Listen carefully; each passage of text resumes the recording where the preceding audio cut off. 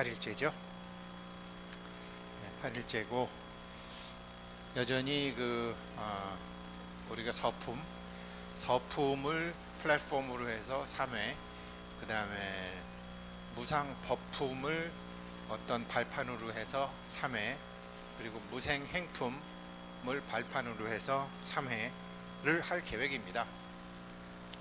그래서 금강산매경 자체를 강의하는 것은 지금 이 오리엔테이션이 끝나고 나서 사실은 안 해도 그만인데, 그래도 사람이라는 게 책을 한 권 떼었다, 내가 이제 그건 다 공부했다, 근데 아는 건 무엇이고 모르는 건 무엇이다, 이래야지 사람이 그때부터 발전이 있기 때문에 한 글자 한 글자 다 할 겁니다.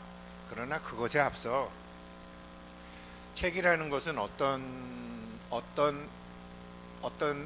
분이, 어떤 사람이, 어떤 신이 인식하게 된 것을 인간들이 알 수 있는 언어로 표현해 놓은 것이기 때문에 그걸 낙처라 그러는데, 도대체 무슨 말씀을 하고 싶어서 그렇게 말을 한 것일까, 그걸 알려면 여러 가지로, 지난 시간에 아마르과라는 과일, 그 동네 사람들은 아마르과라는 과일을 알아도 우리처럼 지금 이 북위 37도 지역에 사는 사람들은 모른다라는 거죠.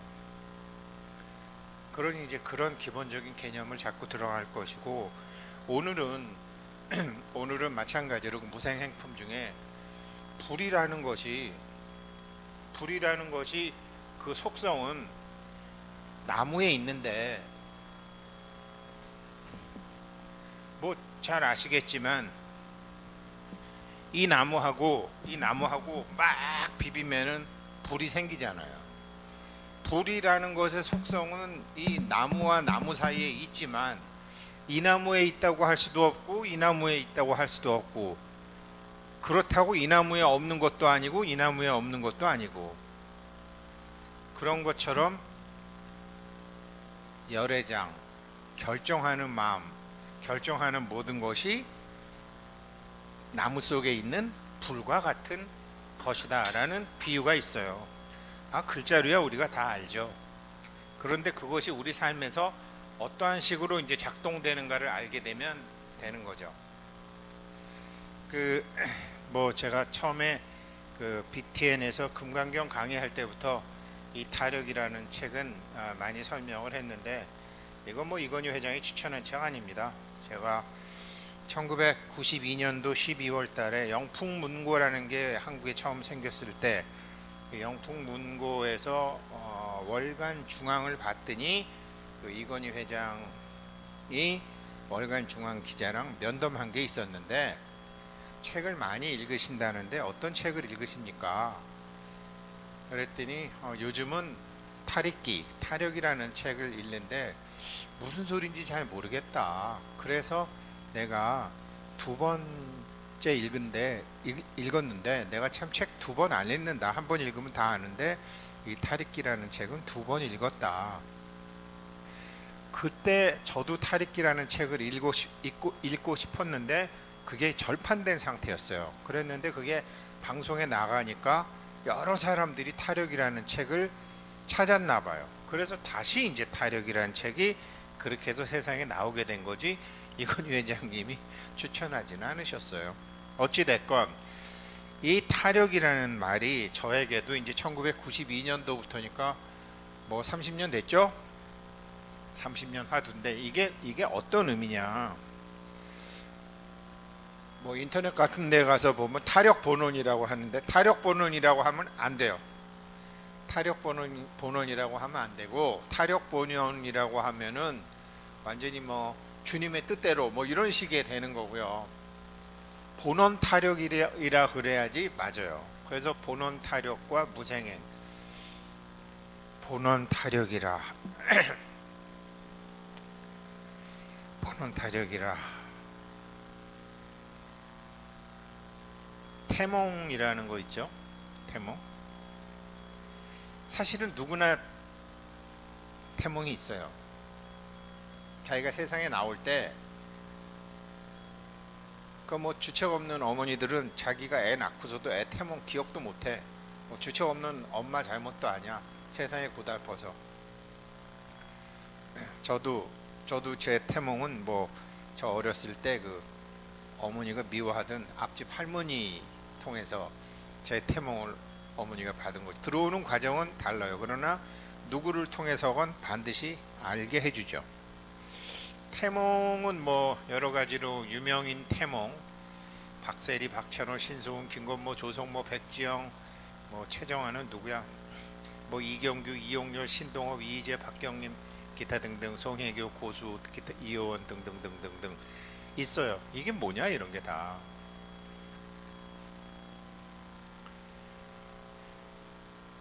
그게 원이에요. 내가 금생에, 내가 이번 생에 물질의 몸을 받아가지고 어떤 것을 뭐 내가 부자가 되고 싶어요 뭐 이런 게 아니고 부자로 산다는 게 어떤 것인지 알고 싶어요. 부자가 되고 싶어 했는데 성취하지 못한 것이 어떤 것인지 알고 싶어요. 이혼하는 것이 어떤 것인지, 내가 남들보다 능력이 부족, 남들한테 무시받으면서 살 때 그런 삶의 체험이 어떤 것이든지 그 자기가 하고자 하는 일, 하고자 하는 공부가 있어요. 껍데기가 아니라 그 낙처가 있어요. 그게 태몽으로 가요. 미리 사인을 줘요. 그러니까 쉽게 얘기하면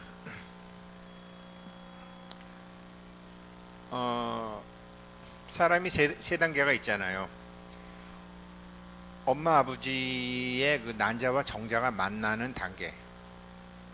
아니 엄마 아버지가 태어나서 처음 접하는 남자와 접하는 여자일 수 있죠. 처음. 그러나 안 그럴 수도 있죠. 엄마와 아빠가. 그리고 이제 세상에 나와서 뱃속에서 엄마와 아빠가 난자와 정자가 만난다 그래갖고 이게 반드시 수태가 되는 것도 아니죠.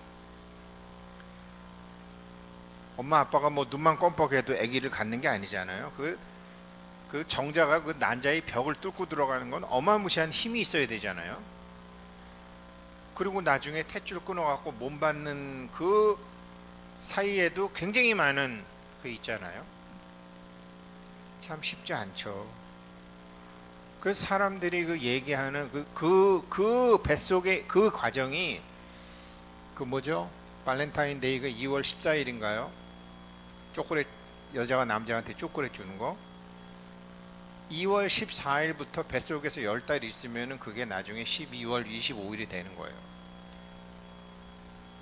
그게 270일이에요. 270일. 그래서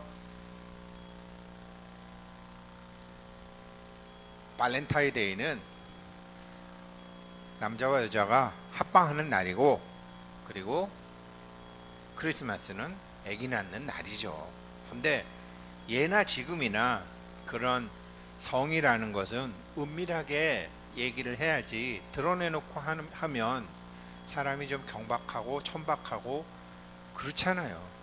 그래서 그렇게 비유적으로 발렌타인데이라는 것도 있고 크리스마스라는 것도 있고 뭐 다 그렇게 이제 은유적으로 세상은 가르치는 거죠. 천기를 직접적으로 주지 않고. 그렇게 되는데 발렌타인데이 이전에 자기가 여기 이제 제가 뭐 보통 사람이 몸 받을 때요, 자기가 몸 받아 갖고 반드시 경험해야 될 어떤 주제가 있어요. 그 주제를 태몽으로 자기가 자기 부모한테 알려주는 경우도 있고, 그 아이의 DNA를 미토콘드리아나 DNA를 공유하고 있는 조상이 며느리한테 알려주는 경우도 있어요. 두 가지. 그래서 그게 본원이 있다고요. 자기가 몸 받기 전에 몸을 받은 원래의 하고 싶은 일이 있어요. 그걸 본원이라고 해요. 타력 본원과 본원 타력은 전혀 다른 거예요. 그리고 타력은 그 원에 의해서 어떤 힘들이 환경에 의해서 다 오는 거예요. 환경과 교육과 뭐 형제와. 그래서 불교에서는 부처님께서 연기설을 말씀하셨지만 반연한다. 휘어잡아 감아 들어올 판. 왜 휘어잡아 감아 들어오는 게 다르느냐? 본원이 다르니까. 본원이 다르니까. 그래서 이거는 타력, 그렇게 해서 본원 타력이라는 건데, 제가 왜 이 말씀을 드리냐면, 고깃덩어리 몸을 가진 제가 1959년 몇 월에 태어나는 게 아니라 무엇인가 본원이 있어서 그 본원을 하기 위해서 고깃덩어리 몸이 필요했다라는 거죠. 그걸 무생이라고 해요. 그거를, 그러니까 태어나면 태어남이 아니고 무생이다. 이걸 알고 행동하는 것을 무생행위라고 해요. 그러니까 타력이란 눈에 보이지 않는 나 이외의 뭔가 커다란 힘이 내 삶의 방식을 떠받치고 있다는 사고방식입니다. 나라고 알고 있는 고깃덩어리 나 이외의 어떤 다른 존재가 나라는 존재를 떠받치고 있다고 겸허하게 받아들이는 것이 중요합니다. 바꿔 말하면 타력이란 눈에 보이지 않는 우주의 커다란 힘이라고 해도 좋습니다. 커다란 에너지가 보이지 않는 바람처럼 자기 주변을 흐르고 있다고 느끼는 것입니다. 자기 혼자 힘으로 했다는 생각은 참 얕은 생각으로, 그 밖의 눈에 보이지 않는 커다란 힘이 내 운명과 관계되어 있습니다. 이건 운명론도 아니고 숙명론도 아닙니다. 사람은 그것을 할 때 자기를 초월한 커다란 자유를 느끼게 됩니다. 이걸 알게 됐을 때 커다란 자유를 느끼게 되죠. 정말로 그래요. 사실 저도 지금 이 무생의 의미라는 것을 정확히 아는 데는 시간이 오래 걸렸어요. 근데 이걸 알고 나니까 남한테 설명하기가 참 깝깝해요.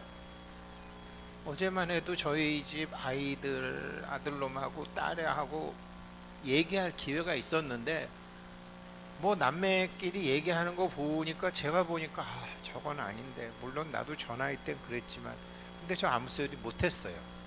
왜? 얘기해봐야 못 받아들이니까.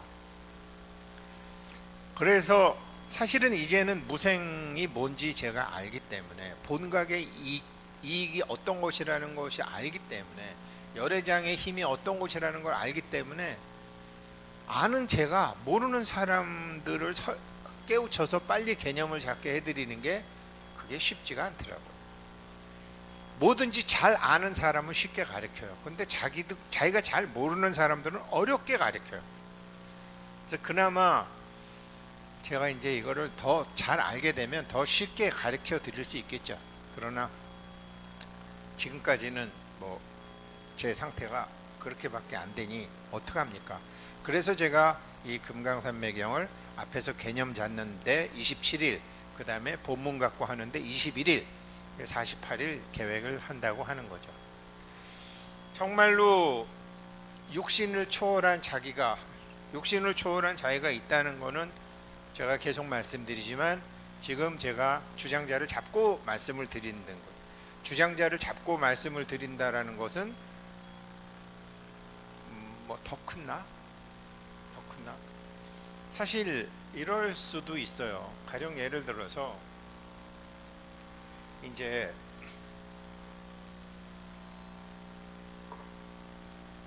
여기에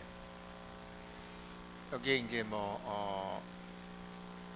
왜 우리가 이제 건조하게 되면, 겨울에 이제 건조하게 되면 자기 피부도 쩍쩍 갈라지고, 또 방에 있는 종이도 말리고 그렇잖아요. 그런데 가령 이제 여기 지장보살님한테 공양한다고, 이거 제 경험이에요. 저도 방에 기도장이 있는데 맨날 이렇게 이제 놓고, 그러면 이제 예전에는 이제 반야심경 같은 거 하고 이런 식으로, 그냥 안 그러면 요즘은 그냥 이렇게 집에다가 물 하나 떠놓고 그냥 인사만 꾹꾹하고 감사합니다 이러고 나올 때도 있어요. 근데 어느 날 갑자기 여기 있는 지장보살님한테 물 한 잔 올리는데, 야, 이 물 한 잔으로 제 방에 있는 화분, 책, 침대, 옷장, 그게 다 적정한 습도가 유지가 되겠구나, 이 물 하나로. 근데 이거를 저는 30년간 여기 기도장에다가 물을 놓고 했지만, 어느 날 이 물의 혜택을 받는 존재들이 제 몸에 느껴지더라라는 거죠. 제 방에 있는 모든 책들, 걸려있는 수건들, 옷들, 책들, 물이 왜 그 다음날 되게 되면 물이 팍 줄잖아요. 아무도 먹은 게 아니고 건조하니까 가져간 거죠. 그래서 여기다 올리는 물 하나가 짧게는 제가 있는 공간, 넓게는 이 우주에 기여한 바가 있는 거죠.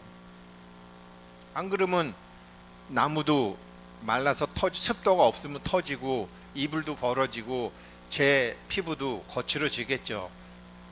그런 비유하자면 그런 느낌? 그래서 법을 쥐고 있을 때 여기서 얘기한 것처럼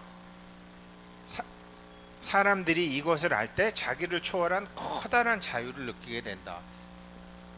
그렇게 된다라는 거죠.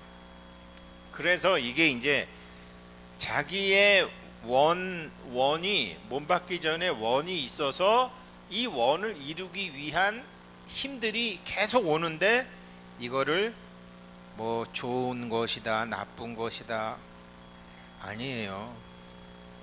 좋고 나쁘다 갖고는 답이 안 나와요. 그거는 어떻게 되냐면요, 그 밑에 나오는 건데, 자신의 목숨을 과대하게 생각하지 않고, 고깃덩어리 내 목숨을 과대하게 생각하지 않고 큰 흐름 속의 일부에 지나지 않는다고 느끼게 된다. 느낄 수 있다면 자기 자신의 어리석음과 하찮음을, 아유, 나는 왜 이렇게 못났지, 나는 왜 이렇게 되는 게 없지, 나는 왜 이렇게 부실하지, 이런 게 아니라 자신의 어리석음과 하찮음을 불쾌하게 여기면서도 자신의 존재를 소중히 여기는 마음.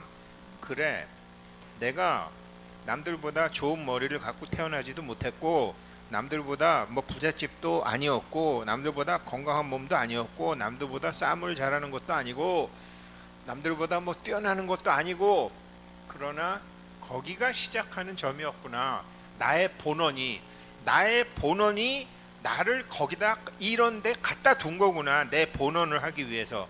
이렇게 됐을 때 자신의 존재를 소중히 여기는 마음이 생겨난다.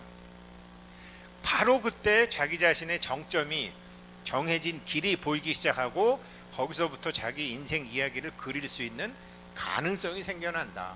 거기서부터. 왜? 나의 본원이 시작점을 흙수저에 갖다 놨을 수도 있고, 나의 본원이 태어난 지 7일 만에 엄마가 돌아가시는 부처님처럼 될 수도 있고, 나의 본원이 예수님처럼 목수의 아들로 마국간에서 일해야 되는 애로 태어날 수 있다고요.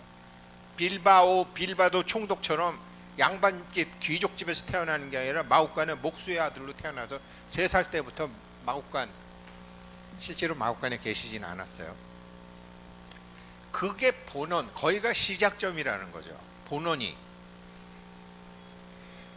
이거를 받아들이게 되면, 그러니까 지금의 나를 믿는다, 지금의 나를 인정한다, 지금의 나를 관용한다, 그러면 그때부터 그렇게 생각하는 나, 진정한 생명인 나, 물질로서의 나, 마음으로서의 나, 생명으로서의 나, 이 모두가 각각의 모든 상황과 상대방을 인정하는 위대한 첫걸음이 됩니다.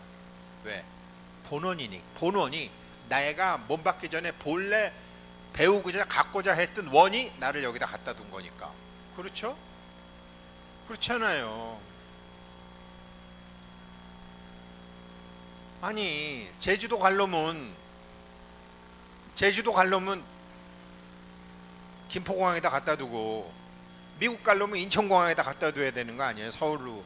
갈 목적지가 다른데. 아니, 제주도 가겠다는 놈을, 야, 너 인천공항이 좋아, 인천공항으로 가. 물론 뭐 루트가 있긴 있겠죠, 트랜짓으로. 아니잖아요. 그러니까 자기 본원에 의해서 자기가 현재 어렸을 때 그 자리에 있었는데 그거를 모르고 투덜투덜 대고 옆을 보고 남의 거 탐내고 그렇게 바보같이 살았다라는 거죠. 근데 60 넘으니까 참 그런 것도 보이네요. 그래서 이게 이제 이 본원 타력이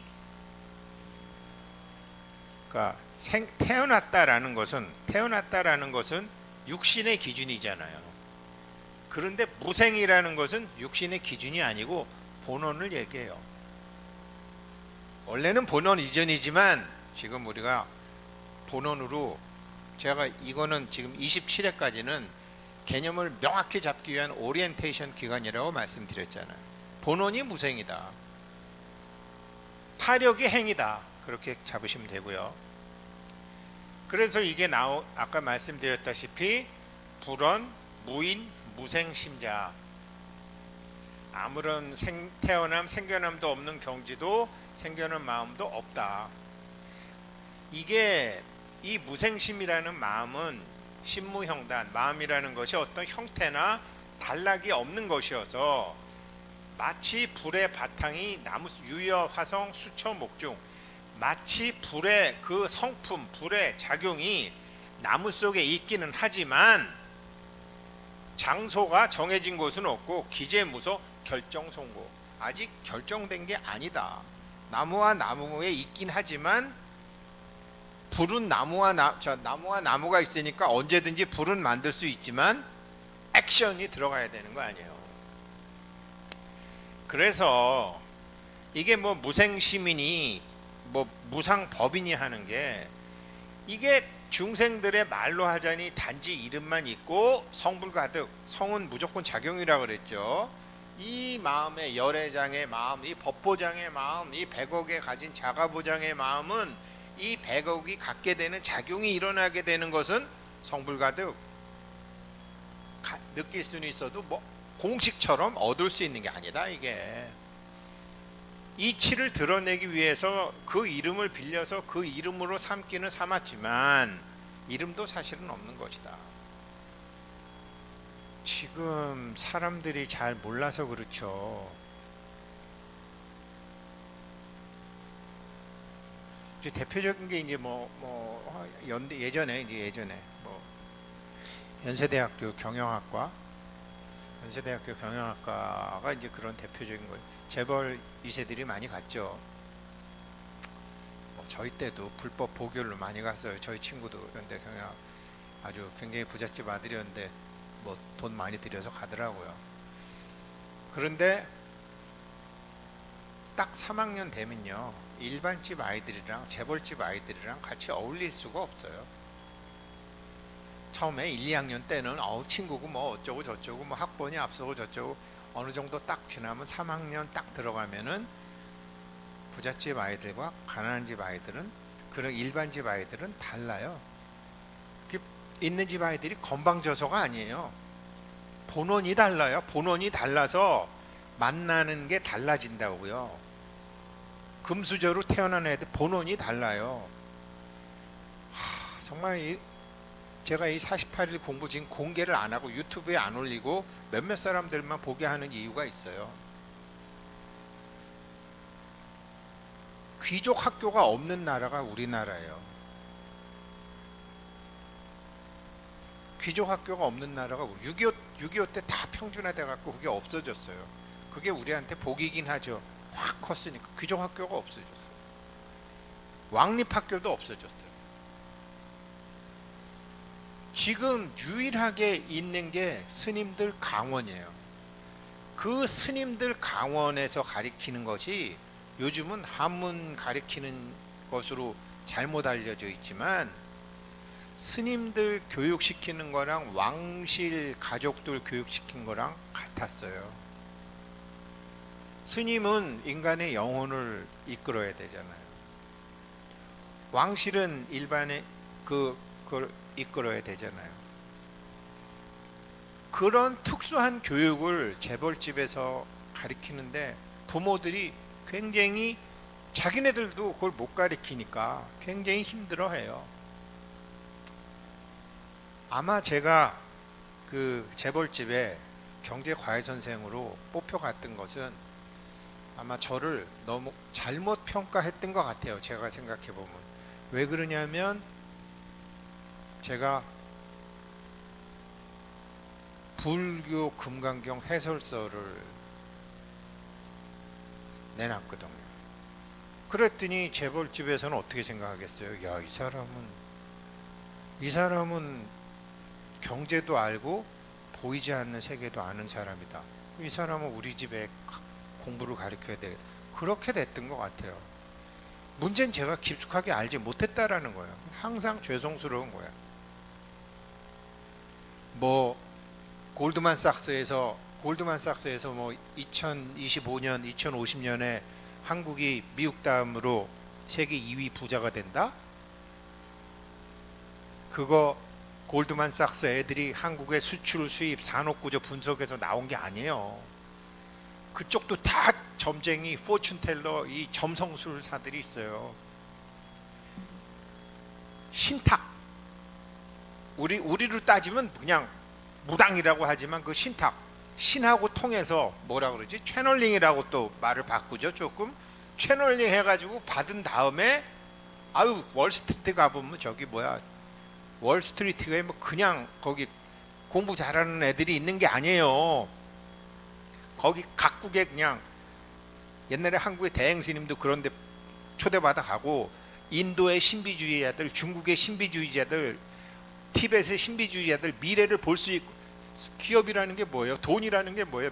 미래를 예측해야 되는 거 아니에요? 전쟁이잖아요. 일반인들이 어떻게 미래를 예측해요? 그러니 그 영빨, 신빨에 있는 사람들을 대거 채용한다고요. 그랬는데 한국이 2050년에 세계 1위가 돼? 뭐야 이거?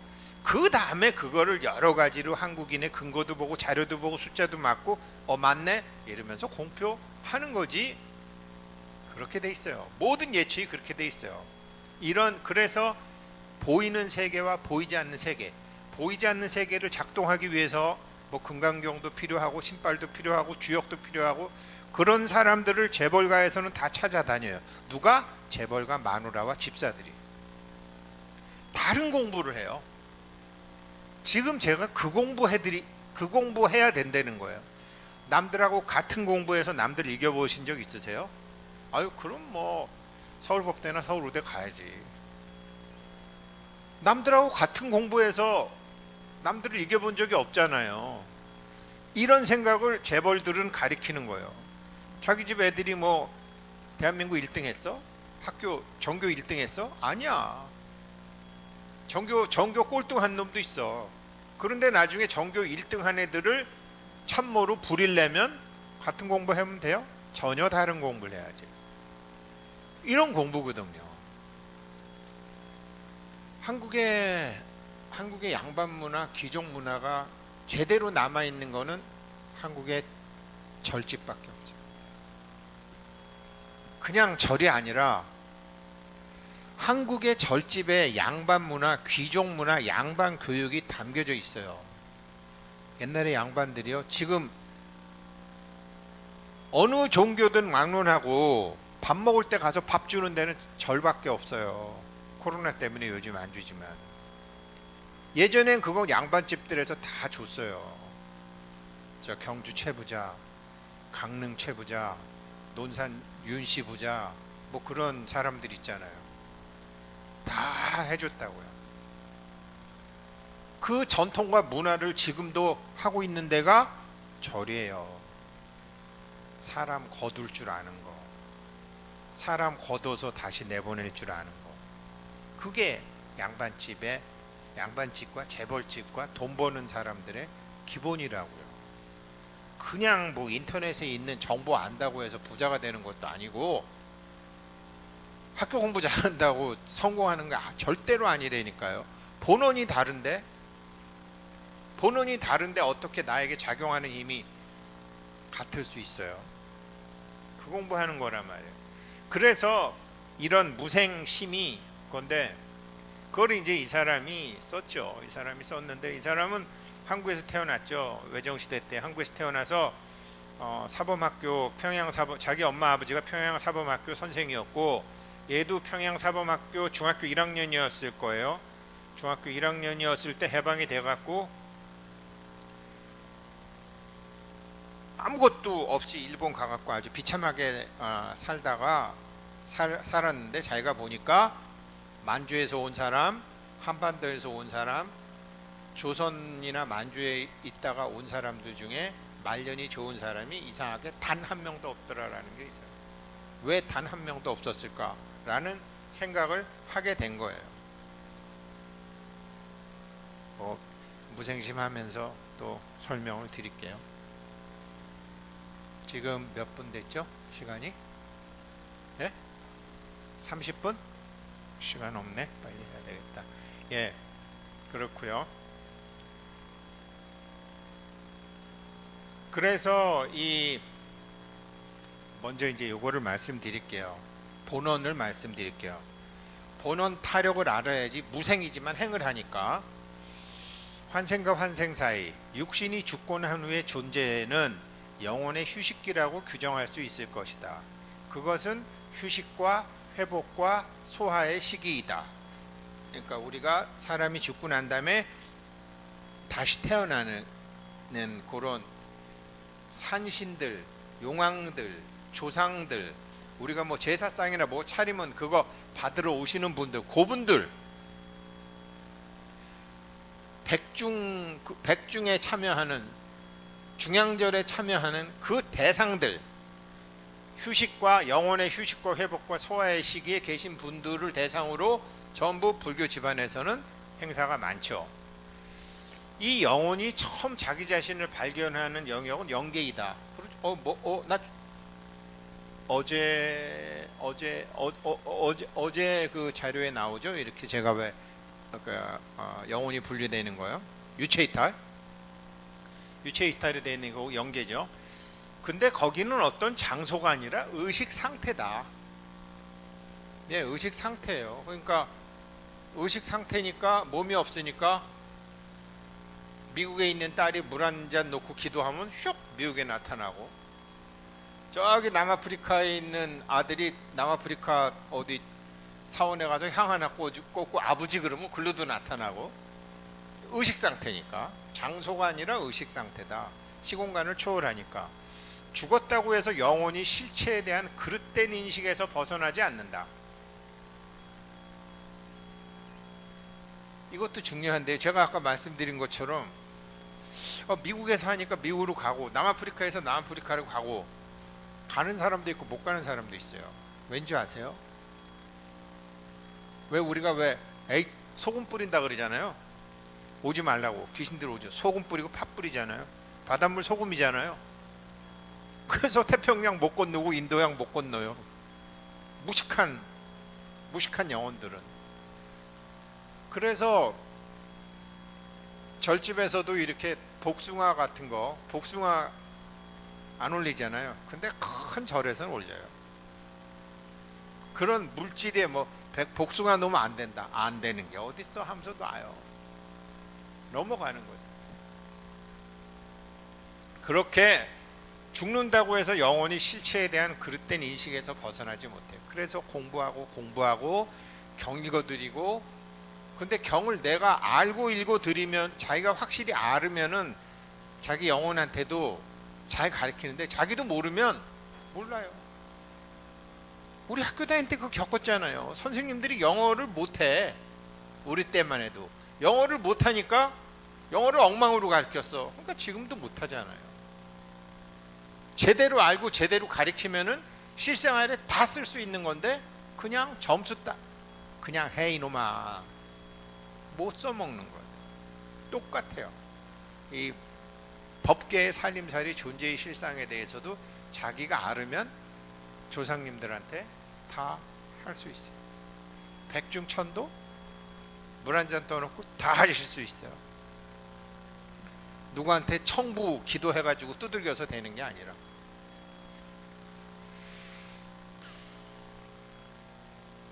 네. 사실 죽음 또한 환상의 중요한 부분이다. 그릇된 인식에서 벗어나는 것은 오직 몸 가지고 있을 때 그 영혼이 어느 정도 배웠느냐에 달려 있다. 밴댕이 쏘가지로 살다가 죽은 사람은요, 죽어도 밴댕이 쏘가지예요. 넉넉하게 살다가 죽은 사람은 죽어서도 넉넉해요. 그 영혼의 배움이 몸 갖고 있을 때 어느 정도 배웠느냐에 달려있다. 속세 체험이 행복했다 치더라도 영계의 체험은 그에 비해서는 천국이지만, 영혼이 모든 생명과 하나임을 깊이 인식했을수록 영계에서의 체험도 그만큼 더 행복하다. 죽어서도 내 돈, 내 딸, 내 아들, 내 집에 집착하는 집착 귀신들은 행복하지 않은데, 거기서도 둥글게 다 정말로 참 하나도 아니고 둘도 아니었지, 그렇게 다 할수록 행복의 정도는 영혼이 돼도 더 높아진다라는 거죠. 영계에서의 체험도 그만큼 더 행복하다. 그곳에서 영혼은 육신의 껍질이란 조잡한 물질성으로부터 자유로워진다. 이것은 영혼은 이것만으로도, 몸을 벗어나는 것만이라도 영혼은 힘겨운 한계를 인식하는 것에서 벗어난다. 그런데 몸이 없어서 그런 한계를 벗어나는데, 몸이 없는데도 좋은 옷 입고 싶다 그러고, 배고프다 그러고, 술 먹고 싶다 그러고, 천도제 지내달라 그러고, 그렇게 물질에 탐착해 있는 분들이 계시죠. 영혼 역시 여전히 몸을 지니긴 하지만 그 몸은 짝인 육신과는 비교할 수 없을 만큼 무한이었다. 휴식기가 지나고 나면 영혼은 의식 수준에 따라 다른 고단인 곳으로 옮겨가거나 더 배우기 위해서 환생하는 쪽을 선택한다. 극락왕생, 극락에 가서 태어나거나 인도 환생, 사람 몸을 받아서 다시 태어나 극락왕생하십시오, 인도 환생하십시오 나오는 거잖아요. 그렇게 선택을 한다. 만약 전생애가 생존 차원의 일상사들하고만 관련된 것이어서 어떤 의미 있는 배움도 이루어지지 않았다면, 영혼은 다시 한번 배움의 기회를 갖기 위해 또 다른 환생을 선택한다. 재출생의 이 순환은 글자 그대로 몇백만 생의 환생을 가져올 수도 있다. 그러니까 내가 여자로 살다 보니까 뭐 공부도 못하고 애 낳고 이러다가 보니까 그냥 우리 애 어떻게 하면 전염병 안 걸리게 할까, 어떻게 하면 안 죽게 할까라고 하느라고 내가 폭넓은 공부를 못했다. 내가 다음 생에 남자 몸을 받아갖고 정말 공부해야 되겠다. 그래갖고, 아니면 여자 몸을 받더라도 내가 공부할 수 있는 환경이 되는 집에 좀 태어나야 되겠다. 맨 먹고 사는데 시달리는 집 말고. 그렇게 본원을 세우면 그렇게 될 확률이 높아서 인도 환생하더라도 먹고 사는 문제를 벗어나는 거를 하게 되는 거죠. 그런 경우에 예를 들으면, 그게 이제 그랬을 경우에도 4차원에서 3차원으로 진입할 때 조상이 넣어주건 자기가 넣어주건 자기 엄마 되고 환경이한테 정보를 미리 준다니까요. 어느 것도 갑자기 오는 법이 없어요. 그게 태몽이에요. 그게 태몽인데, 뭐 우스갯소리를 보니까 박세리는 가물치, 박찬호는 돛담배와 두루미, 율곡 선생은 선녀와 옥동자, 정몽주 선생은 난초 화분, 김건모는 고추, 이경규는 화투, 박경림은 갈매기, 이휘재는 국화꽃, 김유신 장군은 화성과 금빛 갑옷동자, 이승만은 용, 이성계는 신선, 전봉주는 산봉우리. 이게 어느 게 좋다 나쁘다가 아니고요, 그 용이라도 그 전반적인 환경, 시기, 때, 이게 다 달라요. 아무튼 한 카트를 딱 보여줘요. 데모 버전으로 하나 딱 보여준다고요. 데모 버전으로. 그러면 이런 얘기가 이제 오는구나. 그럼 내가 이런 얘기를 위해서 어떻게 해야 되겠다라고 생각하면은 참 복 많은 엄마고, 아무 생각 없는 그저 남편 탓하고 시집 탓하고 자기 신세 탄탄은 엄마한테는 사인이 들어와도 잊어버려요.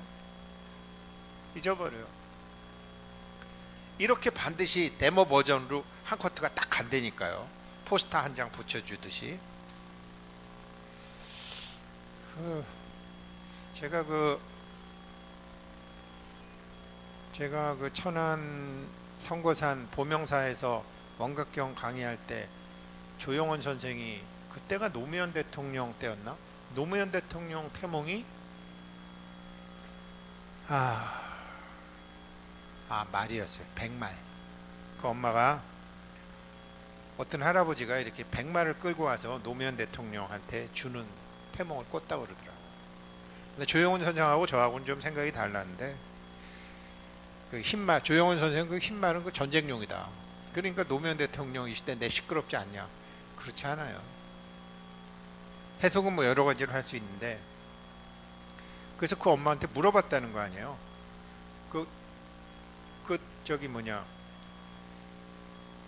그러면 자기야 형 노건평 씨한테 물어봤다는 거 아니에요. 우리 엄마한테 들었는데 내 동생 날 때 이렇게 어떤 할아버지가 백마를 끌고 와서 우리 엄마 손에 쥐어주더라. 그러면 백마를 끌고 들어오는 할아버지가 누구였냐라고 그 노무현 대통령 형이 엄마한테 물어보니까 니네 외할아버지 같았다. 그러니까 노무현 대통령 친정 아버지가 아버지의 형상으로 흰말을 끌고 와서 줬다라는 거죠. 이거를 활용을 잘해서 대통령이 됐느냐?